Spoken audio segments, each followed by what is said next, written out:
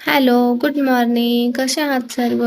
तर आम्ही 1 दिवसासाठी गावी गेलेलो होतो आणि पाणी चेंज झाल्यामुळे मला खूप जास्त सर्दी आणि घसा पण माझा खूप जास्त दुखत होता आणि सकाळी उठल्यानंतर माझं नोज ब्लॉक झालं होतं. त्यामुळेच मग मी इथे वाफ घेत होती आणि वाफ घेतल्यानंतर मग मी हळदीवालं दूध घेतलं. त्याने पण घशाला चांगला आराम मिळतो.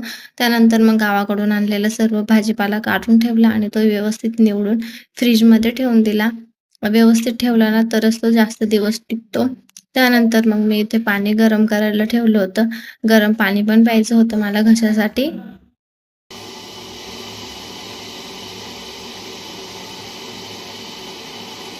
पाणी गरम झालं आणि रोज मी या पाण्यामध्ये लिंबू टाकते. पण आज मला मीठ टाकायचं होतं कारण की मीठ पाणी प्यायचं होतं माझ्या घशासाठी.